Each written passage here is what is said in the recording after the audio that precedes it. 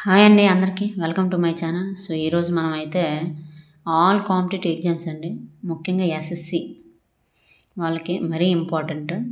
So ఏంటంటే మధ్యయుగ భారతదేశంలోని ఢిల్లీ సుల్తాన్లు అండి. ఢిల్లీ సుల్తాన్ల నుంచి బిట్స్ అయితే ఖచ్చితంగా వస్తాయండి. వెరీ వెరీ ఇంపార్టెంట్ టాపిక్ అనమాట ఇది. సో దాని మీద అందుకే ఈరోజు చేస్తున్నాను. ఢిల్లీ సుల్తాన్ల గురించి ఇంపార్టెంట్ మొత్తం ఏ బిట్టు పోకుండా కవరింగ్ అయితే చేశానండి. మినిమం డెప్త్గానే చేశాను. సో ఎవరైతే ఎస్ఎస్సి సిహెచ్ఎస్ఎల్కి ఎంటీఎస్కి ప్రిపేర్ అవుతున్నారో వాళ్ళకి ఒక రివిజన్ లాగా, తర్వాత ఒక బిట్టు కూడా పోకుండా ఒక టాపిక్ని కంప్లీట్ చేసి అయితే మీకు చెప్తాను ఢిల్లీ సుల్తాన్ మొత్తం. సో లేట్ చేయకుండా అయితే మొదటగా మనం వీడియో మొదలు పెట్టేద్దాం. ఫస్ట్ అండి ఢిల్లీ సుల్తాన్లు అండి, క్రీస్తు శకం 1206 నుంచి 1526 వరకు. ఓకేనా, 1206 నుంచి వాళ్ళ కాలం 1206 నుంచి 1526 వరకు. సో ఫస్ట్ క్రీస్తు శకం 1206 మార్చి 15 మహమ్మద్ ఘోరీ మరణానంతరం భారత్లో అతడి ప్రతినిధి కుతుబుద్దీన్ ఐబక్ అని గుర్తుపెట్టుకుని, అతని ప్రతినిధి ఎవడు? కుతుబుద్దీన్ ఐబక్ అనమాట. సో క్రీస్తు శకం 1206లో స్వతంత్ర ముస్లిం రాజ్యాన్ని స్థాపించాడు. ఏం స్థాపించాడు? స్వతంత్ర ముస్లిం రాజ్యాన్ని స్థాపించాడు. ఇతను ఎవరు? కుతుబుద్దీన్ ఐబక్. స్వతంత్ర ముస్లిం రాజ్యాన్ని స్థాపించింది ఎవరు అని అడిగాడు అనుకోండి, కుతుబుద్దీన్ ఐబక్. అంటే బిట్లు ఏ విధంగా అడుగుతారో కూడా చెప్తాను. సో మీకు కొంచెం క్లారిటీ వస్తుంది అందుకే. సో దాని తర్వాత సుల్తాన్ల యుగంలో ఢిల్లీని కేంద్రంగా చేసుకుని 5 రాజవంశాలు పాలించాయండి. ఎన్ని వంశాలు? 5 రాజవంశాలు పాలించాయి. ఓకేనా అండి. సో 5 రాజవంశాలు ఏంటో తెలుసుకుందాం. Very very very important. 5 రాజవంశాలు దాన్ని స్థాపించింది ఎవడు, చివరివాడు ఎవడని అడుగుతాడు. సో మీరు ఒక నోట్బుక్ తీసుకొని రాస్తే ఇంకొంచెం గుర్తుంటుంది అనమాట. చరిత్ర అంటే అందరూ భయపడిపోతారు. సంవత్సరాలు గుర్తుపెట్టుకోలేము, రాజులు గుర్తుపెట్టుకోలేము, ఎవరు ఏం చేశారు గుర్తుపెట్టుకోలేము అంటారు. కానీ చాలా ఈజీ అండి చరిత్ర. అర్థం చేసుకొని చదివితే చరిత్ర అంత ఈజీ సబ్జెక్ట్ ఇంకోటి ఉండదు. ఎందుకంటే చరిత్ర మారదు. ఒకప్పుడు జరిగినవే కదండి. సంవత్సరాలు మారవు, మనుషులు మారరు, వాళ్ళు చేసినవి మారవు. సో అర్థం చేసుకుంటే ఒక కథ రూపంలో ఎంత బాగుంటుందంటే చరిత్ర, నిజంగా చెప్తున్నాను.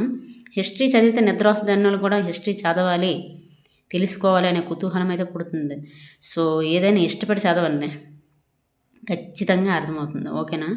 కష్టమే చదవడం, కానీ అది ఇష్టపడి చదివితే మాత్రం చాలా వరకు మనకి ఉపయోగపడుతుంది. ఇదైతే నేను చెప్పగలనండి. సో 5 రాజవంశాల గురించి అయితే తెలుసుకుందాం. ఫస్ట్ది వంశము, స్థాపకుడు, గొప్పవాడు, చివరివాడు. ఓకేనా. ఫస్ట్ది బానిస వంశం అండి. బానిస వంశం 1206 నుంచి 1290 వరకు ఈ వంశం అయితే ఢిల్లీని పరిపాలించింది. దీని స్థాపకుడు ఎవరు అని అడిగితే కుతుబుద్దీన్ ఐబక్. కుతుబుద్దీన్ ఐబక్. ఇందులో గొప్పవాడు ఎవడంటే గియాజుద్దీన్ బాల్బన్.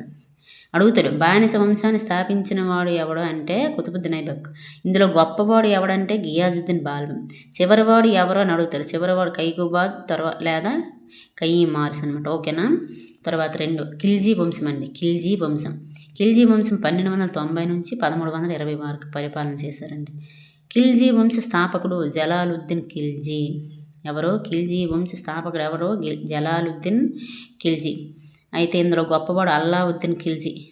అల్లావుద్దీన్ ఖిల్జీ. ఇతను అల్లావుద్దీన్ ఖిల్జీ ఇందులోనూ గొప్పవాడు కాదు, అందరిలోనూ గొప్పవాడు అనమాట. ఈ 5 వంశాల్లోనూ గొప్పవాడు, ఢిల్లీ సుల్తాన్లోనూ గొప్పవాడు అనమాట. ఓకేనా. తర్వాత నాసిరుద్దీన్ ఖుస్రుషా చివరివాడు. ఎవరు? నాసిరుద్దీన్ ఖుస్రుషా. ఖిల్జీ వంశంలో చివరివాడు నాసిరుద్దీన్. ఓకేనా. 3 తుగ్లక్ వంశం అండి. తుగ్లక్ వంశం 1320 నుంచి 1414. గియాజుద్దీన్ తుగ్లక్ అండి స్థాపకుడు. తుగ్లక్ వంశాన్ని స్థాపించిన వాడు గియాజుద్దీన్ తుగ్లక్. ఇందులో గొప్పవాడు ఫిరోజ్ షా తుగ్లక్. అయితే చివరివాడు నాసిరుద్దీన్ మహమ్మద్ అండి. గుర్తుపెట్టుకోండి, తుగ్లక్ వంశంలో చివరివాడు నాసిరుద్దీన్ మహమ్మద్. తర్వాత 4 సయ్యద్ వంశం అండి. 1414 నుంచి 1451 వరకు. దీని స్థాపకుడు ఖిజిర్ ఖాన్ అండి. సో గొప్పవాడు ముబారక్ షా. చివరివాడు అల్లావుద్దీన్ ఆలం షా. ఓకేనా. అయితే 5 లోడి వంశం, లాస్ట్ వంశం అండి. 1451 నుంచి 1526 వరకు. దీని స్థాపకుడు బహులాల్ లోడి. ఓకేనా. 5 లోడి వంశం. లోడి వంశాన్ని స్థాపించింది ఎవడు? బహులాల్ లోడి. ఇందులో గొప్పవాడు ఎవడు? సికిందర్ లోడి. ఇందులో చివరివాడు ఎవడు? ఇబ్రహీం లోడి. ఓకేనా. గుర్తుపెట్టుకోండి ఈ 5 వంశాలు, సంవత్సరాలు గుర్తుపెట్టుకోండి. అలాగే స్థాపకులు గుర్తుపెట్టుకోండి, గొప్పవాళ్ళు గుర్తుపెట్టుకోండి, చివరి వాళ్ళు గుర్తుపెట్టుకోండి. అంత ఇంపార్టెంట్ అండి. ఎలా అడుగుతాడో తెలియదు. బానిస ఇప్పుడు వంశాలు వరుస క్రమం అడుగుతాడు, స్థాపకులు అడుగుతారు, గొప్పవాళ్ళు అడుగుతారు, చివరి వాళ్ళని అడుగుతాడు. సో అందుకే ఈ 5 వంశాలు, మళ్ళీ సంవత్సరాలు అడుగుతాడు. ఏ సంవత్సరాలు వీటిని వరుస క్రమం అడుగుతాడు. సో అందుకే 5 వంశాలు అండి. 5 వంశాలు సంవత్సరాలు, ఆ వంశాలు ఏంటి. దీనికి చిన్న కోడ్ చెప్తానండి. బాకీతు సలో అని గుర్తుపెట్టుకోండి.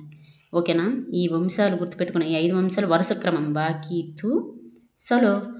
బా అంటే బానిస వంశం, కీ అంటే ఖిల్జీ వంశం, తూ అంటే తుగ్లక్ వంశం, సా అంటే సయ్యద్ వంశం, లో అంటే లోడి వంశం.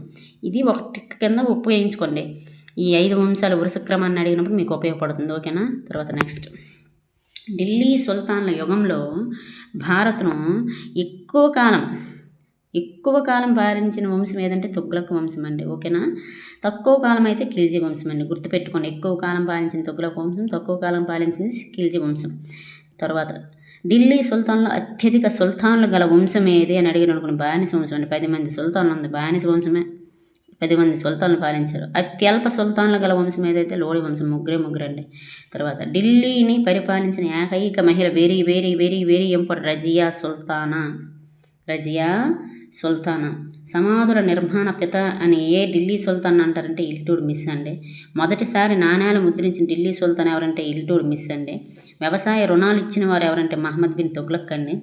తర్వాత వ్యవసాయ రుణాలు రద్దు చేసిన వాడు ఎవరంటే ఫిరోజ్ షా తుగ్లక్. మొదటిసారిగా సెరికల్చర్ సాగు చేసిన ఢిల్లీ సుల్తాన్ ఫిరోజ్ షా తుగ్లక్. జిజియా పన్ను very very very very very important. జిజియా పన్ను విధించిన ఢిల్లీ సుల్తాన్ ఎవరో ఫిరోజ్ షా తుగ్లక్. అర్థమవుతుందా. ఇవన్నీ ఇంపార్టెంట్ అండి ఎగ్జామ్ వారియంటర్లోని. మీరు మాత్రం ఖచ్చితంగా వీటిని చదవండి. ఢిల్లీ సుల్తాన్ల నుంచి బిట్టు ప్రతి ఎగ్జామ్కి గుర్తు ఇదో ఉంటుంది. ఓకేనా. తర్వాత అధికార భాష పారసికం అండి. ఢిల్లీ సుల్తాన్ల అధికార భాష ఏంటి? పారసికం. శిల్ప శైలి ఏంటి? ఇండో ఇస్లామిక్ శైలి. తురుస్క్ వంశంలోని ఏ వంశాలు వస్తాయంటే బానిస, ఖిల్జీ, తుగ్లక్లు వస్తారు. వీళ్ళందరూ తుర్క్ వంశానికి చెందిన వాళ్ళు అనమాట. అరబ్ వంశం కింద సయ్యద్లు వస్తారు. ఆఫ్ఘన్ వంశం కింద లోడీలు వస్తారు. ఓకేనా. సో ఇదంతా బేసిక్ బిట్స్ అనమాట. ఇప్పుడు నెక్స్ట్ బానిస వంశం గురించి. ఇందులోని మొదటి 5 వంశాల్లోని బానిస వంశం గురించి తెలుసుకుందాం. బానిస వంశంలో ఎవరెవరు ఉన్నారో వాళ్ళ గురించి ఈరోజు ఈ వంశం గురించి తెలుసుకుందాం. ఓకేనా. బానిస వంశం క్రీస్తు శకం 1206 నుంచి 1290. ఓకేనా. బానిస వంశానికి మరో పేరు మామ్లూక్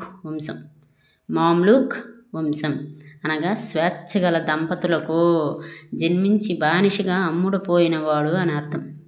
బానిస వంశానికి మరో పేరేంటి? మామ్లూక్ వంశం. మామ్లూక్ అనగా ఏంటి మరి అడుగుతాడు. మామ్లూక్ అనగా అంటే స్వేచ్ఛ గల దంపతులకు జన్మించి బానిసగా అమ్ముడుపోయినవాడు అని అర్థం.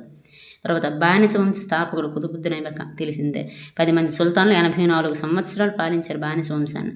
దీనిలో మొదటివాడు కుతుబుద్దీన్ ఐబక్, గొప్పవాడు గియాజుద్దీన్ బాల్బన్, చివరివాడు కైకుబాద్.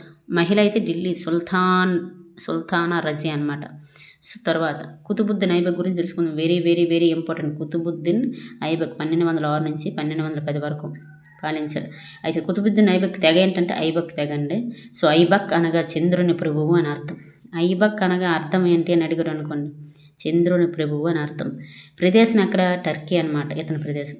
చిన్నతనంలోనే బందీగా చేయబడి నిషాపూర్కు చెందిన ఒక కాజీకి బానిసగా అమ్మబడ్డాడనమాట ఈ ఐబక్. మరి కొంతకాలానికి మహమ్మద్ గోరీకి బానిసగా అమ్మబడ్డాడనమాట. అయితే గోరీ ఇతన్ని అమీరీ ఖుష్రు అశ్వదళాలకి అధిపతిగా చేశాడనమాట. సో క్రీస్తకం 1192లో రెండవ తరైన యుద్ధంలో కూడా కుతుబుద్దీన్ ఐబక్ పాల్గొన్నాడు. దీని తరువాత గోరీ ఐబక్ను భారత గవర్నర్గా కూడా నియమించిందనమాట. ఐబక్ క్రీస్తు శకం 1206లో గోరీ మరణానంతరం ఢిల్లీ పాలకుడిగా ప్రకటించుకొని భారత్లో స్వతంత్ర ముస్లిం రాజ్యాన్ని స్థాపించాడు. ఇతను సుల్తాన్ బిరుదుని స్వీకరించలేదు. వెరీ గుర్తుపెట్టుకోండి. సుల్తాన్ బిరుదును స్వీకరించని ఢిల్లీ సుల్తాన్ ఎవడో అంటే మాత్రంగా ఐబక్ అనమాట. బానిస. భారతదేశాన్ని పాలించిన తొలి బానిస అని ఎవరిని అంటారంటే కుతుబుద్దీన్ ఐబక్ అని. ఇతని రాజధాని లాహోర్ అండి. లాహోర్గా చేసుకుని పాలించాడు. ఇతని బిరుదులు చూసుకుందాం. కుతుబుద్దీన్ ఐబక్ యొక్క బిరుదులు లాక్ బక్ష్ అంటారు. లాక్ బక్ష్ అంటే అక్షరాలకు లక్షలు ఇచ్చేవాడు అని అర్థం. తర్వాత సిపాయి సలార్ అంటారు. తర్వాత మాలిక్. ఓకేనా. ఈ 3 ఇతని తాలూకు బిరుదులు. తర్వాత ఇతని ఆస్థాన కవులు హసన్ ఉన్ నిజామి. ఇతని రచన ఏంటంటే తాజ్ అల్ మాసిర్. ఓకేనా. తాజ్ అల్ మాసిర్. తర్వాత ఫక్రుద్దీన్. ఓకేనా. ఆస్థాన కవులు.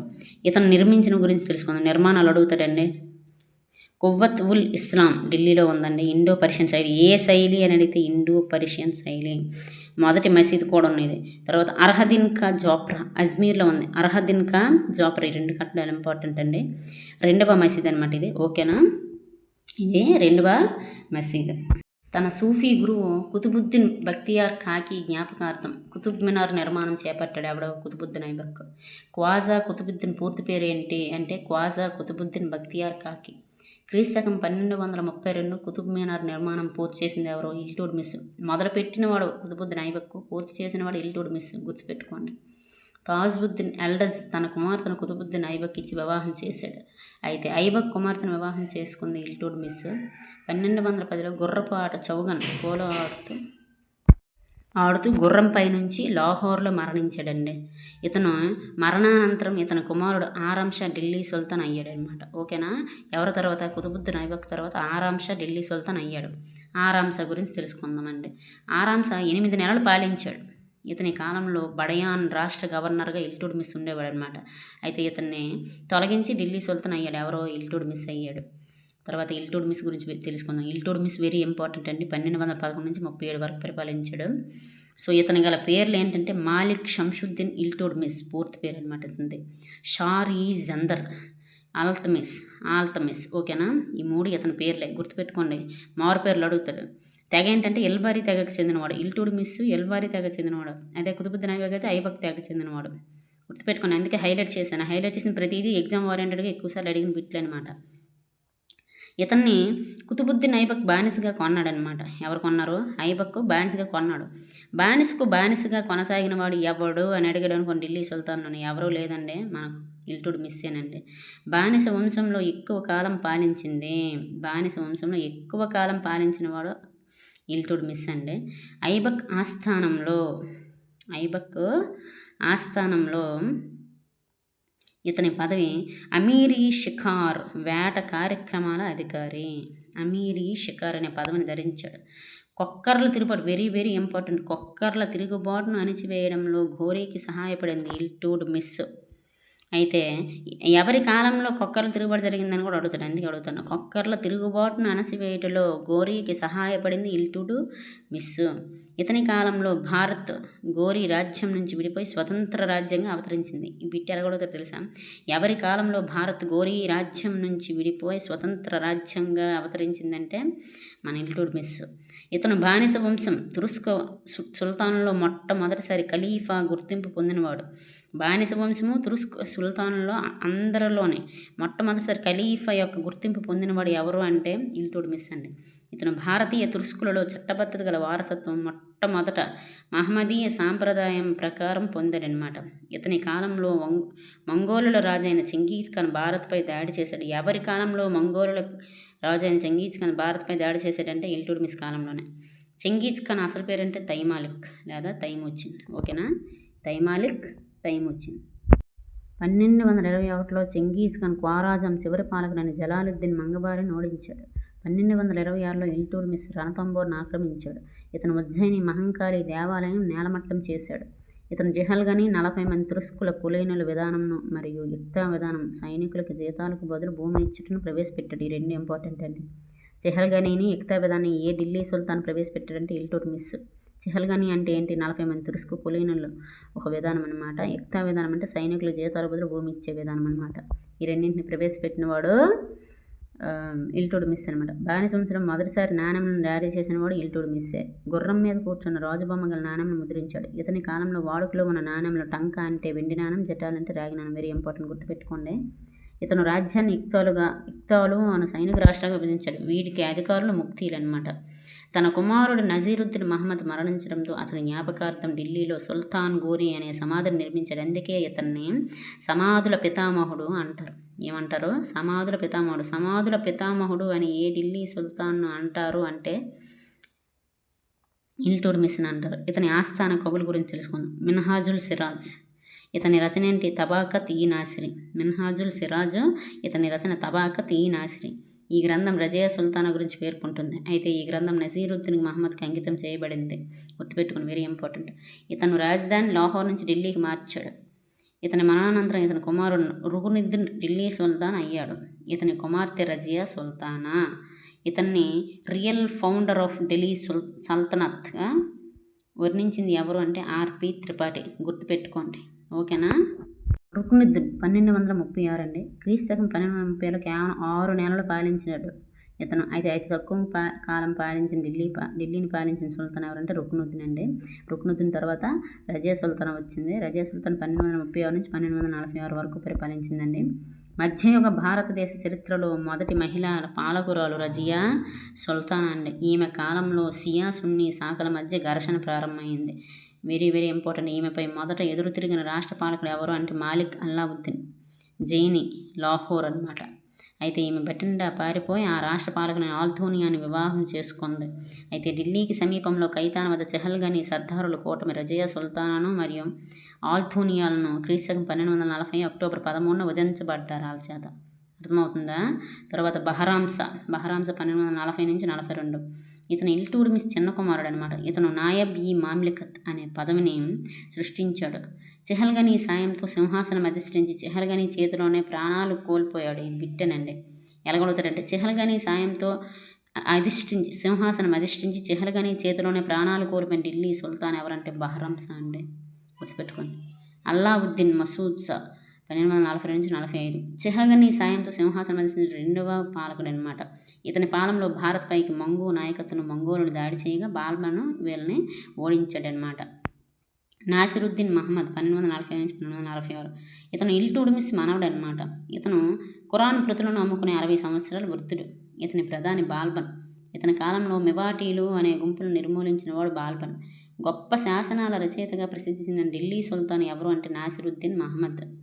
షేర్ నిజాముద్దీన్ జాలియా అనే సూఫీ మతాచార్య శిష్యుడు ఇతను. అయితే జాలియా ఇతన్ని చిరాగి ఈ ఢిల్లీ అంటే ద క్యాంప్ ఆఫ్ ఢిల్లీ అని పేర్కొన్నాడు అనమాట. ఓకేనా. ఇది నాసిరుద్దీన్. ఈ రాజు ఢిల్లీలో మత సన్యాసి కబీరుద్దీన్ జాలియా సమాధిని నిర్మించాడు. దీనినే లాల్ గుంబజ్ అంటారు. ఇతని రచయిత శత సంభాషణుడు. ఇతని ఆస్థాన కవి మిన్హాజున్ సిరాజ్. ఇతని రచన తబాకత్ ఈ నాసిరే. 1266లో బాల్బన్ తన అల్లుడైన నాసిరుద్దీన్ మహమ్మద్కు విషమిచ్చి హతమార్చాడనమాట, చంపేశాడు. తర్వాత Balban very very important. Balban important. ఇందులోని ఈ బానిస వంశంలో నలుగురు ఇంపార్టెంట్ అండి బాగా. ఎవరంటే వాళ్ళు కుతుబుద్దీన్ ఐబక్, తర్వాత ఇల్టుమిస్, తర్వాత బాల్బన్, తర్వాత రజియా సుల్తానా, తర్వాత నాసిరుద్దీన్ అంటే వీళ్ళ గురించి ఎక్కువగా బిట్లు రిపీట్ చేస్తూ అడుగుతాడు అనమాట. అందుకే వెరీ వెరీ హైలైట్ చేసి మరి చెప్తున్నాను. నేను ఎవరినైతే హైలైట్ చేసి చెప్తున్నానో వాళ్ళ నుంచి బిట్ పోకుండా చదవండి ఖచ్చితంగా. ఢిల్లీ సుల్తాన్ నుంచి. ఓకేనా. బిట్లు అయితే ఖచ్చితంగా వస్తాయి. So Balban very important. Balban గురించి తెలుసుకుందాం. బాల్బన్ ఇతని ఎల్బారీ తెగకు చెందినవాడు. ఓకేనా. ఇతని మొదటి పేరు బహవుద్దీన్, అసలు పేరు గియాజుద్దీన్ బాల్బన్. ఇతని బిరుదులు మధ్యయుగ భారతదేశ మనిషి. జిల్లే ఇలాహి అంటే దేవుని నీడ అని అర్థం. గియాజుద్దీన్ ఉతాఖాన్ అంటే గొప్ప యుద్ధ సైనికుడు. ఈ 4 ఇతని తాలూకువేనండి. ఓకేనా.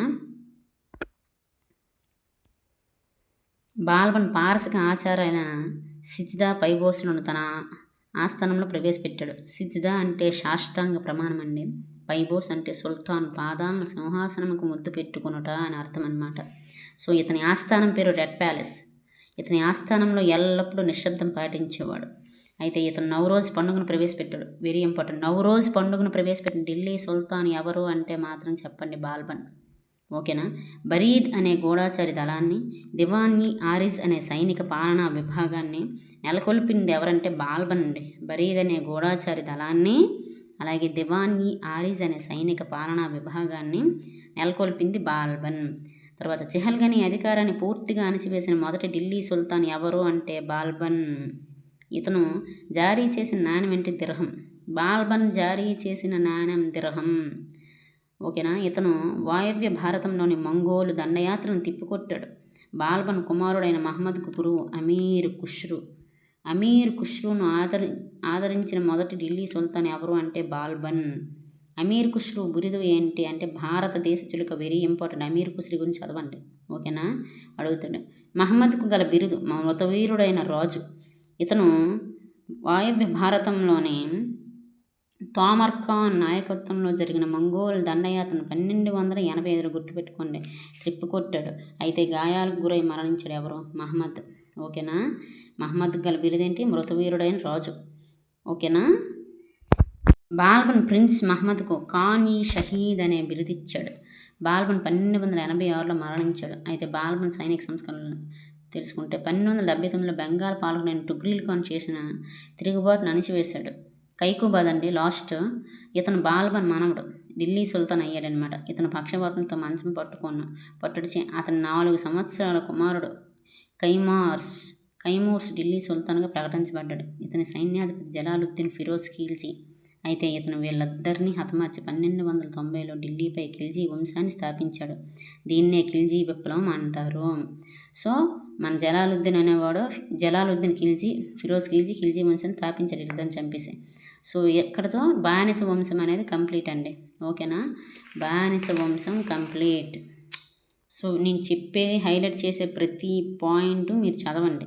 ఓకేనా, ప్రతి పాయింట్ ఇంపార్టెంటే, మీరు మాత్రం చదవని నెగ్లెక్ట్ చేయకండి. చెప్పేది ప్రతిదీ ఇంపార్టెంటే. ఢిల్లీ సుల్తాన్లోని బానిస వంశం అయితే ఈరోజు కంప్లీట్ అయిపోయింది. తర్వాత ఖిల్జీ వంశం గురించి అలాగ ఒక్కొక్క ఏ వంశంలో అయితే తుగ్లక్ వంశం గురించి, ఏ వంశంలో నుంచి బిట్లు బాగా వస్తున్నాయో ఆ వంశం ప్రతి వంశాన్ని నేను వివరించి మీకు బిట్లు వారీగా అయితే చెప్తానండి. చదవండి, నెగ్లెక్ట్ అయితే చేయకండి. ఎందుకంటే ఎగ్జామ్స్ దగ్గర పడిపోయి డేట్స్ కూడా ఇచ్చాడు కాబట్టి చదవండి బాగా. ఓకేనా అండి, ఏదైనా డౌట్ ఉంటే కిందనైతే కామెంట్ చేయండి. వీడియో కనుక మీకు యూస్ఫుల్ అనిపిస్తే ఖచ్చితంగా లైక్ చేయండి, షేర్ చేయండి, సబ్స్క్రైబ్ చేయండి. అలాగే నన్ను సపోర్ట్ చేయండి. అలాగే ఎంతవరకు నన్ను సపోర్ట్ చేసిన నా సబ్స్క్రైబర్లకు, నా వ్యూవర్స్కు మనస్ఫూర్తిగా చెప్తున్నాను. థ్యాంక్ యూ సో మచ్ అండి. Thank you so much. మళ్ళీ కలుసుకుందాం ఇంకొక వీడియోలోనే. సో నెక్స్ట్ మిగిలిన వంశాల గురించి చెప్తాను. ఓకేనా అండి.